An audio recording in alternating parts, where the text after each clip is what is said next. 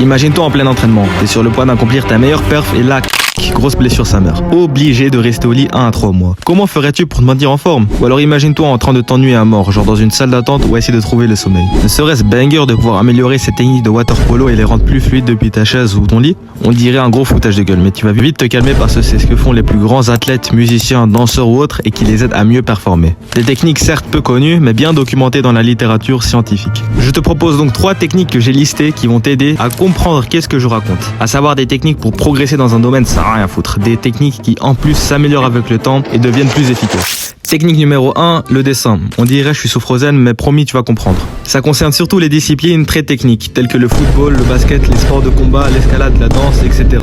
Bref, des sports bien techniques saros. Dans un entraînement classique, on nous les enseigne en début de cours. Le coach nous montre comment les faire, puis on le pratique. C'est une excellente méthode. Cependant, ça marche que si t'entraînes, sinon ça pue la main. En gros, le but ce sera de prendre une technique que tu sais pas comment faire et juste de dessiner chaque étape du mouvement. Et du coup, non seulement tu vas comprendre chaque détail, mais en plus l'effort de dessiner va t'aider dans le fait de retenir comment faire la technique. Ouais, mais je suis nul en dessin, je sais pas comment faire, blablabla. Pas besoin de faire Picasso Prime. Tu fais du mieux que tu peux et de toute façon avec le temps tu vas t'améliorer en dessin, donc c'est bénéf dans tous les cas.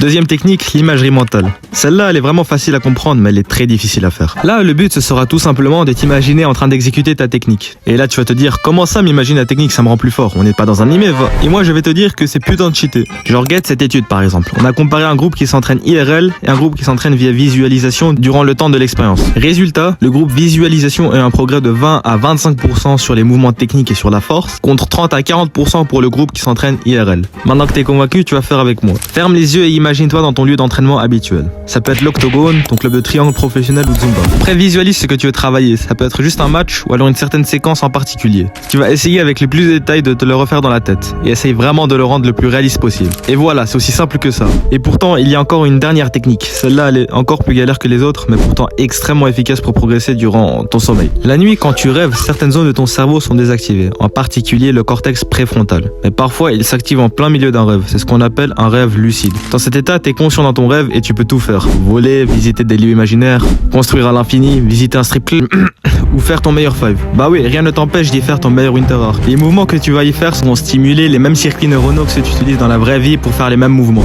Ok, c'est bien, mais comment on fait pour avoir un rêve lucide alors? Il y a plein de conseils à ce sujet, mais je vais te donner quelques techniques efficaces d'expérience personnelle. 1. Note tes rêves le matin dès le réveil. Essaye vraiment de te rappeler du plus d'éléments possible au point d'être choc-barre de tout ce que tu arrives à te rappeler. Et 2. Répète-toi à toi-même comme un schizo que tu vas faire un rêve lucide. Et dis-le avec le plus d'intention possible un certain nombre de fois, genre 3 fois. T'as vraiment l'air d'un œil, surtout les premières semaines où t'auras peut-être 0 rêve lucide. Mais en combinant les 2 méthodes, t'augmentes sérieusement les chances d'avoir un rêve lucide. Enfin, il faut comprendre que ces techniques ne marchent que si tu pratiques déjà régulièrement d'une discipline. Tu vas pas devenir Ronaldo Prime juste en t'imaginant mettre des tacles glissés 3 fois par jour. Mais pour les moments où t'as rien à foutre, genre blessé durant le temps libre, quand ça fait 3 heures que t'essaies de t'endormir, ou même en cours, ça peut être, en plus d'un divertissement, un complément très utile à la progression qui sont en plus des techniques qui s'améliorent à force d'usage.